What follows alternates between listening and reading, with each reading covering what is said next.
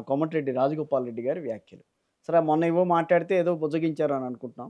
మళ్ళీ ఇవాళ మాట్లాడారు ఆయన. ఇక్కడ నల్గొండకి మేము ఇంతమంది ప్రాతినిధ్యం వహిస్తున్నప్పుడు 3 మంత్రి పదవులు తీసుకుంటే ఇబ్బందేంటి? ఖమ్మం జిల్లాకి ఇవ్వలేదా? మాకివ్వడానికి ఇబ్బందేంటి? నేను అడిగానని చెప్పి నా మీద అందరూ కలిసి ఈ రకంగా అక్కసి వెళ్ళగట్టడం ఏంటి? అని చెప్పి ఆయన చాలా ఘాటుగా ఒక రకంగా యుద్ధమే ప్రకటించారు ఇప్పుడు రేవంత్ గారి మీద. తను కాంగ్రెస్ పార్టీలో ఉన్నాడు చాలా సంవత్సరాల నుంచి. హ్మ్. తనకు హామీ ఇచ్చిన విషయాన్ని బహిరంగ చెప్తే తప్పే ఉన్నది. దానికి ఆల్రెడీ బట్టి విక్రమార్క గారు చెప్పిర్రు. వారికి మాట ఇచ్చిన మాట వాస్తవం. ఆ మాటను నిలుపుకునే ఉద్దేశంలో కావచ్చు, సోషల్ జస్టిస్ చేసే ప్రయత్నంలో భాగంగా చేయలేకపోయినా చెప్పి చాలా స్పష్టం బట్టి విక్రమార్క గారు మాట్లాడారు.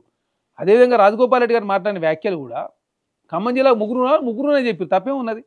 వారి మాట వాస్తవాలను అదే జరిగిన విషయాలు చెప్పబోతే ఎక్కడ ప్రాబ్లం ఎక్కడ వస్తుంది? బీసీలకు అదే కాకుండా ఇప్పుడు చూడండి మీరు తెలంగాణ రాష్ట్రం 2014 నుంచి 2023 వరకు ఎస్సీలకు సంబంధించి వాళ్ళు ఇచ్చింది ఇద్దరికే మంత్రి పదవులు.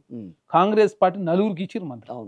అదే కాకుండా స్పీకర్ కూడా ఎస్సీ సామాజిక వర్గానికి సంబంధించి, డిప్యూటీ సీఎం కూడా ఎస్సీ సామాజిక వర్గానికి సంబంధించి. అంటే కాంగ్రెస్ పార్టీ ఎస్సీలకు మేలు చేయాలి. అదే కాకుండా ఎస్టీలకు సంబంధించి ఆల్రెడీ సీతక్క గారు క్యాబినెట్లో ఉన్నారు. బీసీలు ఇప్పటికి 3 ఉన్నారు. ఇంకా భవిష్యత్తులో ఇంకా 2 తీసుకునే అవకాశం.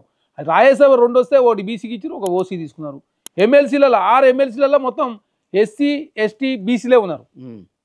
ఒక్కళ్ళు కూడా ఓసీ లేని పరిస్థితి మనం చూస్తా ఉన్నాం. అంటే అవకాశం వచ్చినప్పుడల్లా కాంగ్రెస్ పార్టీ ఈ వర్గాల మేలు చేసే ఉద్దేశంతో ముందుకు పోతాం.